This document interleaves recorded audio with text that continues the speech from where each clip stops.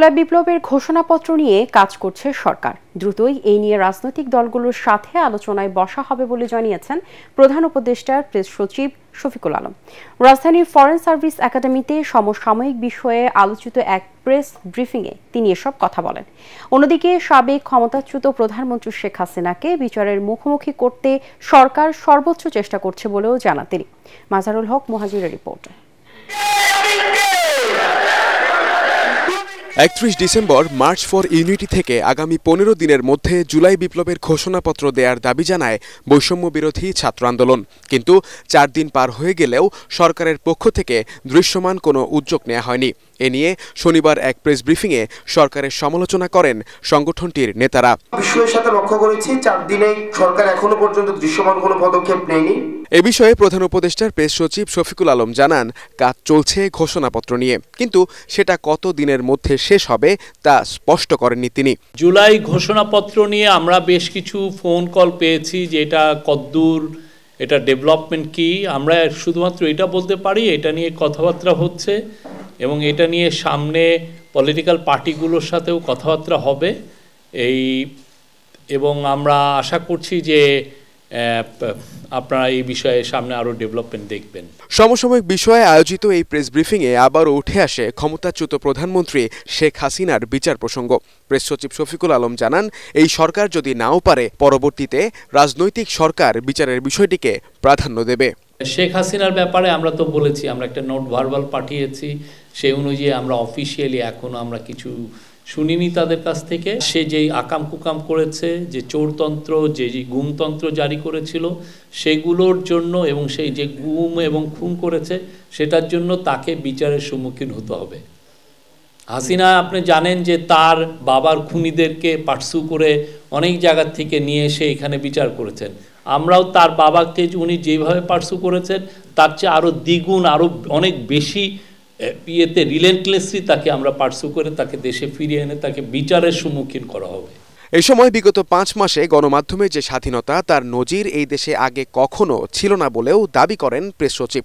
সাংবাদিক দম্পতি সাগরুনি হত্যাকাণ্ডের মামলা তদন্তে পিবিআই সর্বোচ্চ চেষ্টা করছে বলেও জানান তিনি। আমরা বলতে পারি বাংলাদেশের প্রেস এই গত 5 মাসে যতটা ফ্রি ছিল বাংলাদেশের হিস্ট্রিতে এরকম ফ্রি ছিল না। আমরা এটা খুব গর্বের সাথে বলতে পারি। জনগণের ভোটাধিকার ফিরিয়ে দেওয়ার প্রতিশ্রুতি বাস্তবায়নে অটল নির্বাচন কমিশন। সকালে রাজধানী নির্বাচন প্রশিক্ষণ ইনস্টিটিউটে ভোটার তথ্য সংগ্রহকারীদের প্রশিক্ষণ কার্যক্রম উদ্বোধন করে একথা জানান প্রধান নির্বাচন কমিশনার এএমএম নাসির উদ্দিন। সুষ্ঠু ও গ্রহণযোগ্য নির্বাচন আয়োজনে গতানুগতিক পদ্ধতিতে নয়, গতিশীলভাবে কাজ করতে নির্বাচনী কর্মকর্তাদের প্রতি আহ্বান জানান সিএসএ। বিস্তারিত জানাচ্ছেন ইকরামুল হক সায়েম। ত্রয়োদশ জাতীয় সংসদ নির্বাচনকে সামনে রেখে 20 জানুয়ারি থেকে বাড়ি বাড়ি গিয়ে ভোটার তালিকা হালনাগাদের কাজ শুরু করবে নির্বাচন কমিশন। এই উপলক্ষে মাঠ পর্যায়ে তথ্য সংগ্রহকারীদের প্রশিক্ষকদের প্রশিক্ষণ শুরু হয়েছে। এই কার্যক্রমের উদ্বোধন করেন প্রধান নির্বাচন কমিশনার এএমএম নাসির উদ্দিন।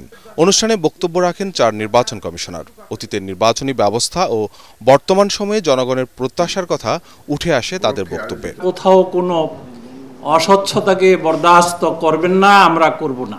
আমাদের আসল কাজ করতে হবে আমাদের মূল ভোটার তালিকা নিয়ে, কমপ্লিট ভোটার তালিকা নিয়ে একটা একটা করে তালিকা আমাদেরকে চেক করতে হবে। এবার যে ভুল যাতে না হয় সে ব্যাপারে সর্বত্রভাবে সতর্কতা, ডিউ কেয়ার অ্যান্ড অ্যাটেনশন। ক্রান্তিকালে দায়িত্ব নেওয়ার কথা জানিয়ে কর্মকর্তাদের নিরলসভাবে কাজ করে যাওয়ার আহ্বান জানান সিইসি।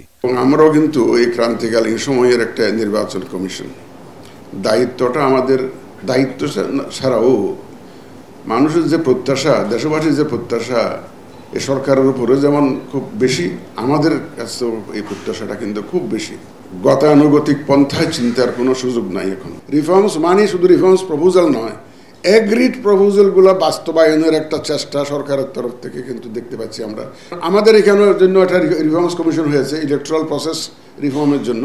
তারা কি সুপারিশ দেন আমরা জানি না, তো আমরা ধারণা করছি ওনারা যা সুপারিশ দেবেন তাতেও আমাদের বিধিবিধান আইন কানুনে একটা পরিবর্তন আনতে হবে। যে কোনো পরিস্থিতিতে প্রত্যাশিত নির্বাচন আয়োজনে নিজের দৃঢ় অঙ্গীকার আবারও ব্যক্ত করেন প্রধান নির্বাচন কমিশনার। আমাদের কমিটমেন্ট হচ্ছে, জাতির প্রতি প্রতিশ্রুতি হচ্ছে একটা free fair and credible election জাতিকে উপহার দেওয়া, যেটা একদিন জাতি বঞ্চিত হয়েছে। 18 কোটি মানুষ যে বঞ্চিত, এই তাদের এই বঞ্চনার দুঃখ তারা বলার জন্য আছে, আমরা আছি। তা আমরা দায়িত্ব নিয়েছি ইনশাল্লাহ তাদের বঞ্চনা যাতে আমরা ঘুষাইতে পারি। তারা যে বঞ্চিত হয়েছে এতদিন, সেটা সেই ভোটের অধিকার থেকে বঞ্চিত হয়েছে, সেটা আমরা ঘুষাতে চাই। তাদের এই বঞ্চনার যে কষ্ট সেটা আমরা দূর করতে চাই এবং আমরা আমাদের কমিটমেন্টে অটল আছি। ধাপে ধাপে প্রশিক্ষকদের প্রশিক্ষণ দেওয়ার পর নতুন ভোটারদের তথ্য সংগ্রহের কাজে 1.25 লাখ লোকবলকে এই কর্মসূচির আওতায় আনা হবে। দেশের সার্বভৌমত্ব রক্ষায় সেনা সদস্যদের সবসময় প্রস্তুত থাকার আহ্বান জানিয়েছেন প্রধান উপদেষ্টা ডক্টর মোহাম্মদ ইউনূস। সেনাবাহিনীর 55 পদাতিক ডিভিশনের অধীনে রাজবাড়ী সামরিক প্রশিক্ষণ এলাকায় শীতকালীন মহড়ায় এ আহ্বান জানান তিনি। এ সময় ট্যাঙ্ক, এপিসি, গোলন্দাজ, কামান, পদাতিক বাহিনী, ইঞ্জিনিয়ার্স এবং কমান্ডো বাহিনীর সমন্বয়ে অনুষ্ঠিত মহড়া পরিদর্শন করেন প্রধান উপদেষ্টা। এছাড়া মহড়ায় বাংলাদেশ বিমান বাহিনীর যুদ্ধ বিমান, আর্মি এভিয়েশনের হেলিকপ্টার এবং প্যারা কমান্ডো দল অংশ নেয়। পরে প্রধান উপদেষ্টা প্রশিক্ষণে অংশগ্রহণকারী সেনা সদস্যদের পেশাদারিত্বের প্রশংসা করেন এবং সেনাবাহিনী প্রশিক্ষণের মান ধরে রাখার আহ্বান জানান। অনুশীলন শেষে সেনাবাহিনী প্রধান জেনারেল ওয়াকার উজ্জামান রাজবাড়ী সামরিক প্রশিক্ষণ এলাকায় প্রশাসনিক ভবনের ভিত্তিপ্রস্তর স্থাপন এবং শীতার্থদের মাঝে শীতবস্ত্র বিতরণ করেন।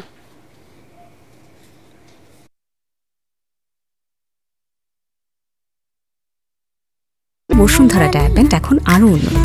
এই hot air through top sheet দ্রুত শোষণ করে সোনামণিকে দেয় কোমল অনুভূতি। দেশের স্বাধীনতা ও সার্বভৌমত্বের প্রশ্নে প্রস্তুতির লক্ষ্যে সামরিক বাহিনীর এই প্রশিক্ষণ অত্যন্ত গুরুত্বপূর্ণ।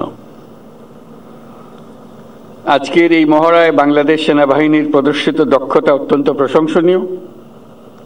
এই মহড়া দেখে আমি ও সেনাবাহিনী, বিমান বাহিনীর সক্ষমতা সম্পর্কে আরো আত্মবিশ্বাসী হয়েছে। ধারণা নয়, অন্তর্বর্তী সরকারকে জাতীয় নির্বাচনের সুনির্দিষ্ট রোডম্যাপ দেওয়ার দাবি জানিয়েছেন বিএনপি স্থায়ী কমিটির সদস্য সালাউদ্দিন আহমেদ। যুক্তরাষ্ট্র থেকে দেশে ফিরে বিমানবন্দরে সাংবাদিকদের তিনি আরও বলেন, বিএনপি জাতীয় নির্বাচনের জন্য প্রস্তুত। তিনি স্বীকার করেন, বিএনপি এখনও দলের ভারপ্রাপ্ত চেয়ারম্যান তারেক রহমানের দেশে ফেরার পরিবেশ তৈরি করতে পারেনি। অন্য আরেক অনুষ্ঠানে দলের সিনিয়র নেতারা এই বছরের মধ্যে জাতীয় নির্বাচনের দাবি জানান। রিপোর্ট মইনুল হাসানের। 15 দিনের যুক্তরাজ্য সফর শেষে রোববার দুপুরে দেশে ফিরে শাহজালাল আন্তর্জাতিক বিমানবন্দরে সাংবাদিকদের মুখোমুখি হন বিএনপির স্থায়ী কমিটির সদস্য সালাউদ্দিন আহমেদ। তিনি জানান, জাতীয় নির্বাচন নিয়ে অনিশ্চয়তার সুযোগ নিতে পারে পতিত স্বৈরাচার আওয়ামী লীগ। যে কোনো কৌশল অবলম্বন করে গণতান্ত্রিক সিস্টেমে যাওয়ার বা নির্বাচনের বিষয়ে বিলম্ব করার যে কোনো কৌশল জনগণ প্রত্যাখ্যান করবে। জাতীয় ঐক্যমতের ভিত্তিতে প্রয়োজনীয় সংস্কার কার্যক্রমগুলো এবং নির্বাচনের প্রস্তুতি একই সাথে নিয়ে যত দ্রুত সম্ভব গণতান্ত্রিক প্রক্রিয়ায় যাতে আমরা যেতে পারি সেদিকে মনোযোগ দেওয়ার জন্য আমি অন্তর্বর্তীকালীন সরকারকে আহ্বান জানাবো। একটি নির্দিষ্ট রোডম্যাপ দেওয়াই হবে উত্তম কাজ। এমনি ভাষা একটি সময়ের ধারণা দেয়া, এটা আমার মনে হয় না যে সকল পক্ষকে সন্তুষ্ট করতে পারবে। তারেক রহমানের দেশে ফেরা নিয়েও কথা বলেন সালাউদ্দিন আহমেদ। এখনো পর্যন্ত আমরা মনে করি ওনাকে নিয়ে আসার জন্য সম্পূর্ণ পরিবেশ আমরা সৃষ্টি করতে পারিনি, সেজন্য অল্প কিছু সময় লাগবে, অতি অবশ্যই আসবেন। এদিকে জাতীয় প্রেস ক্লাবে আলোচনা সভায় বিএনপির সিনিয়র নেতারা বলেন, জন আকাঙ্ক্ষা পূরণে অন্তর্বর্তী সরকারের প্রতি তাদের সমর্থন থাকবে। এ সময় আবারও দ্রুত জাতীয় নির্বাচনের দাবি জানান দলের ভাইস চেয়ারম্যান শামসুজ্জামান দুদু। এই বছরের মধ্যেই গ্রহণযোগ্য একটি নির্বাচন হবে, এটা আমরা প্রত্যাশা করতে চাই। সরকার প্রধান হিসেবেও ডক্টর ইউনূস বলেছেন এই বছরের মধ্যে অথবা 26-এর প্রথমে এর মধ্যে থাকেন, তাহলে আমার মনে হয় সহি সালামতে আমরা একটা ভালো কিছু প্রত্যাশা করব, আপনারাও যেতে পারবেন। কারণ আমরা চাই আপনাকে যেমন ফুলের মালা দিয়ে আমরা চেয়ারে বসাইছি, ফুলের মালা দিয়ে আপনাকে আমরা বিদায় করতে চাই। নেতাকর্মীদের দলীয় শৃঙ্খলা ও ঐক্য ধরে রাখার আহ্বান জানান নেতারা। বিএনপির ভারপ্রাপ্ত চেয়ারম্যান তারেক রহমানের বিরুদ্ধে চাঁদাবাজির 4 মামলা বাতিলের রায় বহাল রেখেছে আপিল বিভাগ। বিচারপতি আশফাকুল ইসলামের নেতৃত্বাধীন 4 বিচারপতির আপিল বেঞ্চ এই আদেশ দেন। গত 19 বছরে তারেক রহমানের বিরুদ্ধে 82টি মামলা হয়েছে। এর মধ্যে গত 5 মাসে 64টি মামলা থেকে অব্যাহতি কিংবা খালাস পেয়েছেন তিনি। সময় ও সুযোগ মতো তারেক রহমানের দেশে আসার কথা জানিয়েছেন তার আইনজীবীরা। Human Chishti report. 2007 সালের বিভিন্ন সময়ে বিএনপির ভারপ্রাপ্ত চেয়ারম্যান তারেক রহমানের বিরুদ্ধে চাঁদাবাজির অভিযোগে কয়েকজন ব্যবসায়ী রাজধানীর গুলশান থানায় 3টি ও ধানমন্ডি থানায় 1টি মামলা করেন। দেড় যুগেও এসব মামলার বিচার শেষ হয়নি। গেল 23 অক্টোবর চাঁদাবাজির ওই 4টি মামলা বাতিল করেন হাইকোর্ট। পরে ওই রায়ের বিরুদ্ধে লিভ টু আপিল করে রাষ্ট্রপক্ষ। রোববার মামলা বাতিলের রায় বহাল রেখে আদেশ দেন আপিল বিভাগ। রাষ্ট্রপক্ষের যে আপিল, সেই আপিলটা ডিসমিস করা হয়েছে। তার মানে দাঁড়ালো হাইকোর্ট ডিভিশন মামলাগুলো যে বাতিল করেছিলেন সেই বাতিলের রায় কার্যকর থাকলো। সর্বোচ্চ আদালতের রায়ের মাধ্যমে প্রমাণিত হলো মামলাগুলোর কোনো আইনগত ভিত্তি ছিল না, ইনগ্রেডিয়েন্টস ছিল না। মূল কথাটা হচ্ছে যে তার কাছ থেকে কোনো টাকা পয়সা উদ্ধার করা হয় নাই। সরকার পক্ষ থেকে তারা নিজেরাও বলেছে এবং আমরাও বলেছি তারেক রহমানের যত মামলাই হয়েছে সবগুলাই উদ্দেশ্যপ্রণোদিত। 2007 সালে সেনা সমর্থিত তত্ত্বাবধায়ক সরকারের আমলে গ্রেফতার হয়ে নির্যাতনের শিকার হন তারেক রহমান। পরে উন্নত চিকিৎসার জন্য 2008 সালের সেপ্টেম্বরে লন্ডন যান বিএনপির এই শীর্ষ নেতা। 111 ও আওয়ামী লীগ সরকারের আমলে তারেক রহমানের বিরুদ্ধে মোট 82টি মামলা হয়। অর্থ পাচার, 21 আগস্ট গ্রেনেড হামলা সহ কয়েকটি মামলায় দণ্ডিত হন তিনি। গত বছরের 5 আগস্ট শেখ হাসিনা সরকারের পতনের পর বিএনপির আইনজীবীরা তারেক রহমানের মামলাগুলো নিষ্পত্তির উদ্যোগ নেন। তার বিরুদ্ধে এখনও 18টি মামলা বিচারাধীন। আইনজীবীরা বলেন তারেক রহমানের দেশে ফেরার সাথে মামলার নিষ্পত্তির কোনো সম্পর্ক নেই। তারেক রহমান সাহেব আমাদেরকে সিনিয়র অ্যাডভোকেট সহ আমাদেরকে সুস্পষ্টভাবে নির্দেশনা দিয়েছেন ওনার প্রত্যেকটা মামলায় যেন আইনগত প্রক্রিয়ায় মোকাবেলা করা হয়। যেহেতু মামলা তার নিজস্ব গতিতে চলবে, আপন গতিতে চলবে, অতএব মামলা আসা না আসার ক্ষেত্রে কোনো ধরনের কোনো প্রতিক্রিয়া বা কোনো প্রভাব বিস্তার করছে না। ওনার দেশে আসার বিষয়টা উনি প্রয়োজনীয় পদক্ষেপ যথাসময়ে নেবেন। তারেক রহমানের স্ত্রী জুবাইদা রহমানের বিরুদ্ধে থাকা মামলা নিষ্পত্তি হয়েছে। দণ্ড থেকে অব্যাহতি পেয়েছেন BNP chairperson Begum Khaleda Xiao.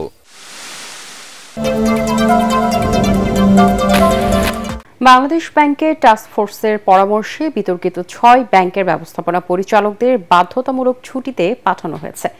পরিচালনা পর্ষদে অনুমোদনের পর first security, Exim union, global ইসলামী, সোশ্যাল ইসলামী এবং আইসিবি ইসলামী ব্যাংকের এমডিদের সরিয়ে দেওয়া হয়। বাংলাদেশ ব্যাংকের গভর্নরের সাথে বৈঠক শেষে ফার্স্ট সিকিউরিটি ইসলামী ব্যাংকের চেয়ারম্যান জানান, ব্যাংকগুলোতে আন্তর্জাতিক নিরীক্ষার সুবিধার্থে এই সিদ্ধান্ত নেওয়া হয়েছে। শুধু পরিচালনা পর্ষদ ও এমডি নয়, আর্থিক খাতে শৃঙ্খলা ফেরাতে এসব ব্যাংকের অবসায়নের পরামর্শ দিয়েছেন বিশেষজ্ঞরা। শারফুল আলমের রিপোর্ট। আর্থিক অনিয়ম, নিয়ম নীতির তোয়াক্কা না করে ঋণ বিতরণ করায় আর্থিক খাতে চরম তারল্য সংকট দেখা দেয়। এর মধ্যে 10টি ব্যাংক চরম আর্থিক সংকটে পড়ে। নতুন গভর্নর দায়িত্ব নিয়ে ওইসব ব্যাংকে পরিচালনা পর্ষদ ভেঙে দেন। ব্যাংকগুলোর আর্থিক পরিস্থিতি জানতে বিশেষ নিরীক্ষা পরিচালনা করা হচ্ছে। তবে আর্থিক তথ্যের সুবিধার্থে এসলমের সাথে সম্পৃক্ত 4 ব্যাংক সহ মোট 6 ব্যাংকের এমডিদের সরিয়ে দেওয়া হলো। ব্যাংকগুলো হলো ফার্স্ট সিকিউরিটি, ইউনিয়ন, গ্লোবাল ইসলামী, এক্সিম ব্যাংক, সোশ্যাল ইসলামী ও আইসিবি ইসলামী ব্যাংক। কেন্দ্রীয় ব্যাংকের গভর্নর ডক্টর আহসান এইচ মনসুরের সাথে ব্যাংকগুলোর চেয়ারম্যানদের বৈঠক শেষে এসব তথ্য জানানো হয়। নির্দিষ্ট সময়ের জন্য যতদিন পর্যন্ত এই কার্যক্রম চলবে ততদিন পর্যন্ত তারা যাতে আউট অফ ডেস্ক থাকেন, এটা সিদ্ধান্ত আমরা নিচ্ছি। এই ব্যাংকগুলোকে বাংলাদেশ ব্যাংক অ্যাসেট কোয়ালিটি রিভিউর আওতায় আনবে, বা আপনারা জানেন যে আমাদের একটা অডিট পরিচালনার বিষয়ে আমাদের পরিকল্পনা রয়েছে। তো এখানে ওনারা যেন অযাচিত কোনো হস্তক্ষেপ করতে না পারেন। অডিটে যদি ওনাদেরকে দেখা যায় যে ওনারা কোনো রকম ইলডুইংসের সাথে জড়িত না বা কোনো ধরনের অন্যায় কর্মের সাথে তাদের কোনো সম্পৃক্ততা না পাওয়া যায়, তাহলে ওনারা যথারীতি এসে আবার যোগদান করতে পারেন। আর যদি কিছু পাওয়া যায় তাহলে তো স্বাভাবিকভাবে এটা তখন অন্যরকম চিন্তা করতে হবে। বিতর্ক এড়াতে এমন সিদ্ধান্ত নেওয়া হয়েছে বলেও জানান ব্যাংকাররা। এই উদ্যোগকে ইতিবাচক জানিয়ে ব্যাংক খাতের জন্য ওইসব ব্যাংকগুলো কতটুকু টেকসই হবে তা নিয়ে সন্দিহান বিশেষজ্ঞরা। আমাদের সঙ্গে বাংলাদেশ ব্যাংকের কনসাল্টিং ফার্মের এবং অডিটিং ফার্মের সঙ্গে ঘনিষ্ঠ যোগাযোগ আছে।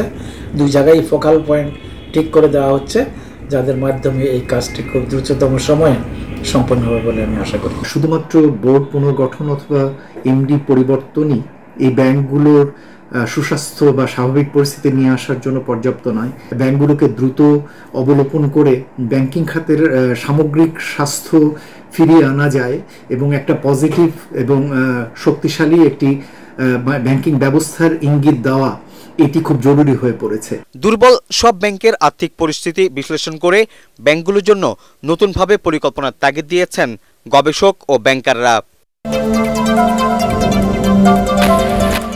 বাংলাদেশে বিদেশি বিনিয়োগ বান্ধব পরিবেশ সৃষ্টির চেষ্টা চলছে বলে জানিয়েছেন পররাষ্ট্র উপদেষ্টা তৌহিদ হোসেন। সকালে পররাষ্ট্র মন্ত্রণালয়ে সৌদি আরব বাংলাদেশ অর্থনৈতিক সম্পর্ক নিয়ে আয়োজিত সেমিনারে তিনি কথা বলেন। পৃথিবীর বৃহত্তম তেল কোম্পানি আরামকো কয়েকবার চেষ্টা করেও বাংলাদেশে বিনিয়োগের অনুমতি পায়নি বলে অভিযোগ করেন সৌদি আরবের রাষ্ট্রদূত।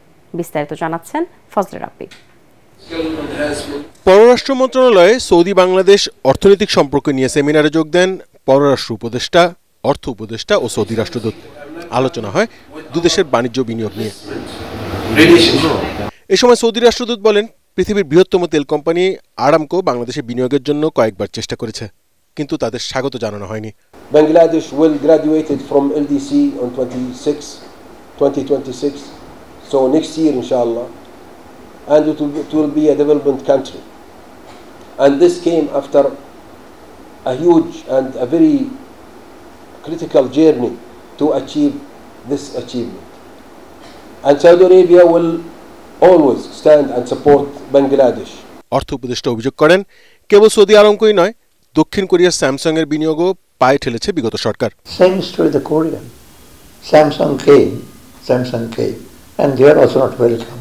They went to Vietnam, and they are exporting more than $50 billion. আর আমাদের দেশে স্যামসাং কে এয়ারপোর্ট থেকে তাড়িয়ে দিলেন, and what happened. So these are the policies, and in fact I sometimes, because I was at what time the governor of the central bank, there are a lot of wrong policies taken. বিদেশিদের বিনিয়োগ করার মতো পরিবেশ সৃষ্টি করতে কাজ করছে অন্তর্বর্তী সরকার, জানান পররাষ্ট্র উপদেষ্টা। I can assure the ambassador that the present government is definitely poised towards very positively towards this, and we are trying to make things really easy for the investors to come in. I think the next time the Saudis come, so the entrepreneurs come here, they will find a much better atmosphere and much better welcome than they have received.